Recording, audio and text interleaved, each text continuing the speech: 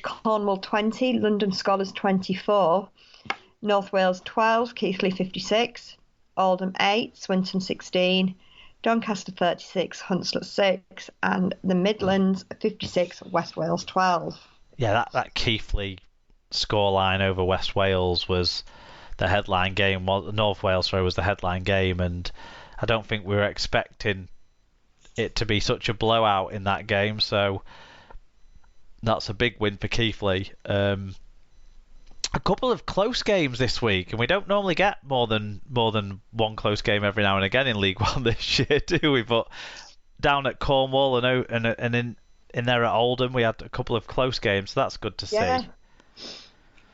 In terms of the standings, Keighley are now the last unbeaten side on 9 wins from 9. North Wales are second on 16 points, with Swinton and Rochdale both on 14 points. Doncaster in fifth have 12 points.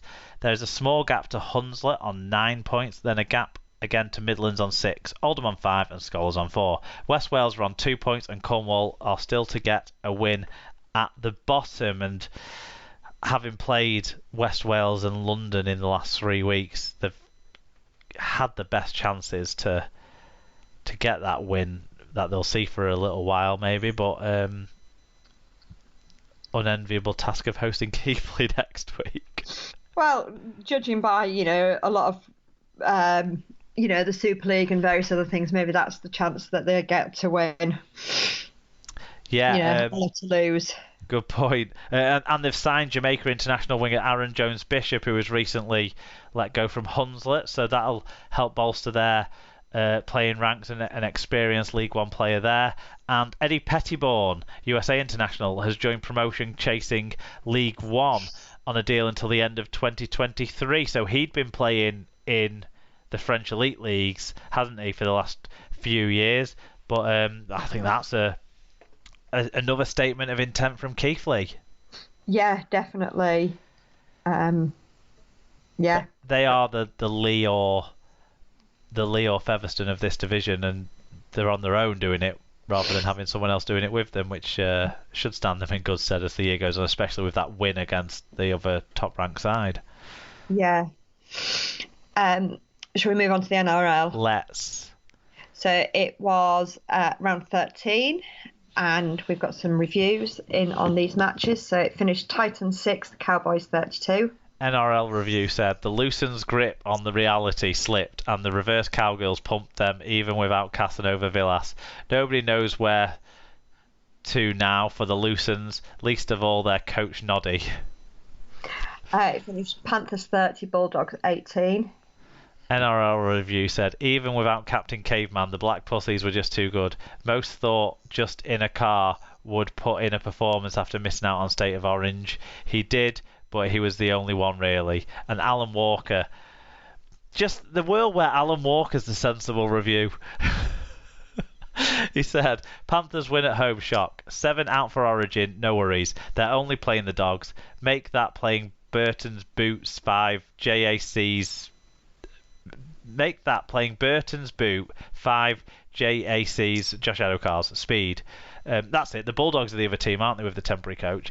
Burton's Torpedoes made Joey jizz. Not enough. When debutant Falls had Big Ed cutouts in the crowd, you know next man up means something. When Kick-Out monsters everything, even joining the slippy slide. When Eisenhower does the best Yo impression, there's only one result.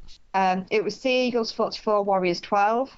NRL review said, with the neck out for State of Orange, some thought that the concerned were in with a chance. Coach Brownstein surely can't last much longer based on that performance. He didn't. He was sacked.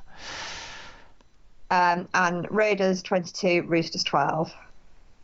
NRL review said, despite making plenty of errors, it was the tough defence from the Lime Factory that got them the victory. Cox were creaming themselves but couldn't penetrate the Lime Factory. Xavier Uncivilized showed some excellent touches and the Factory finished them off late.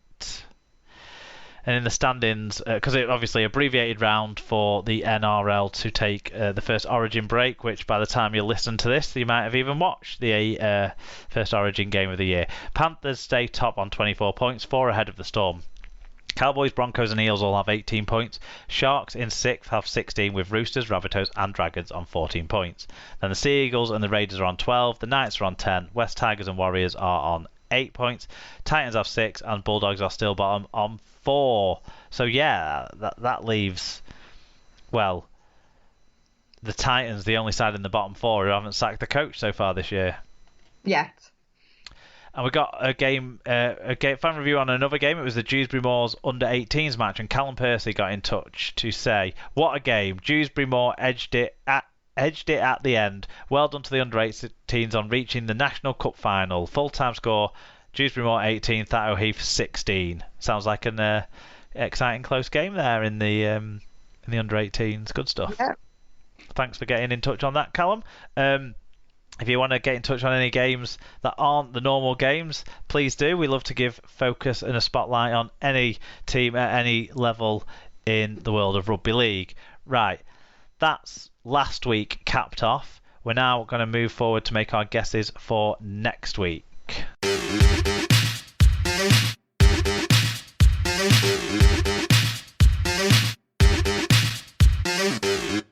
Predictions time. It's round 15 of Super League. Another round without a Thursday night game. So go figure. But we do have 2 Sky games, though, to talk about, and 4 other games that we really hope lots of you guys will be at and tell us what happens.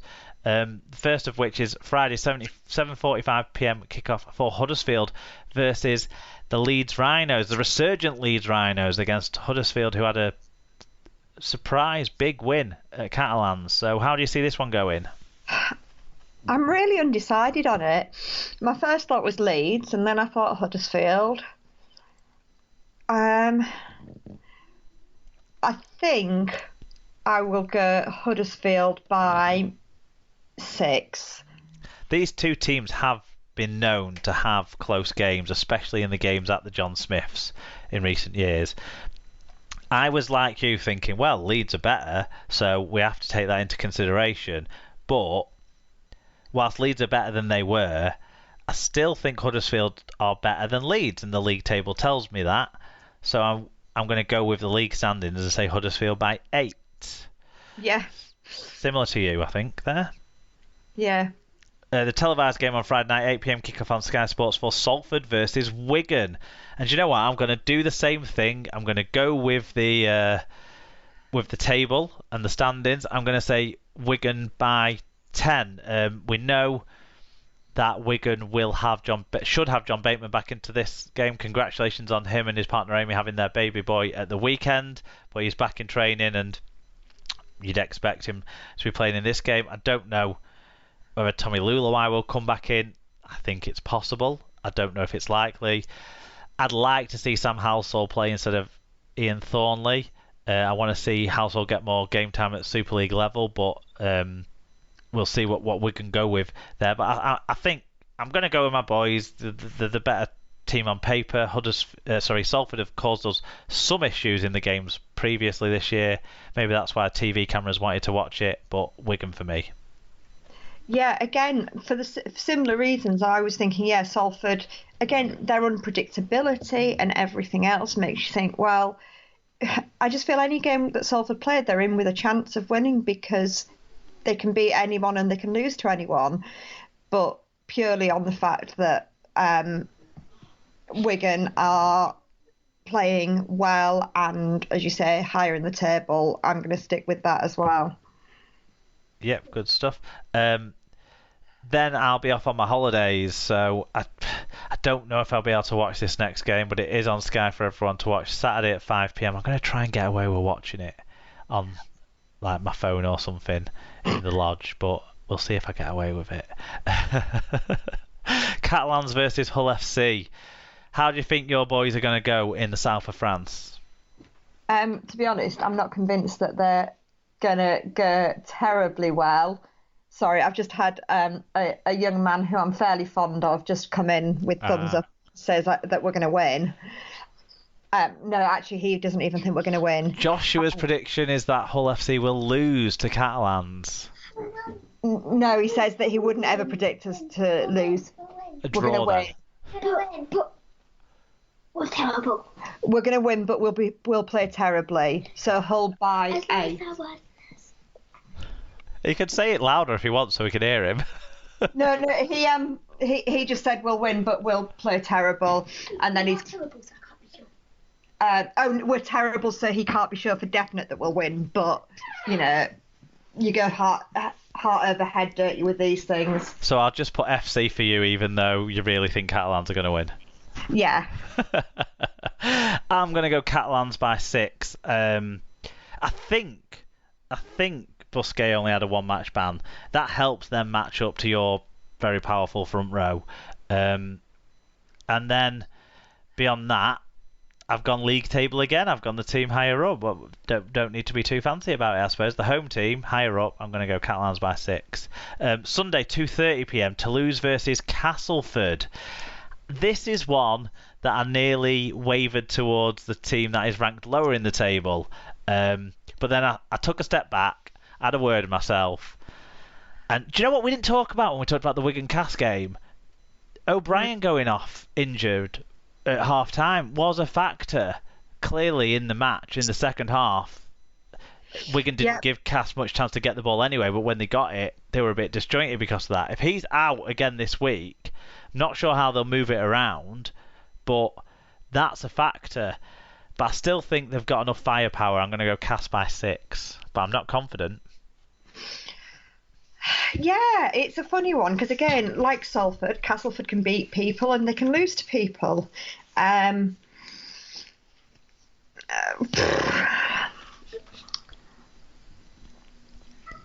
going to go Toulouse by 2.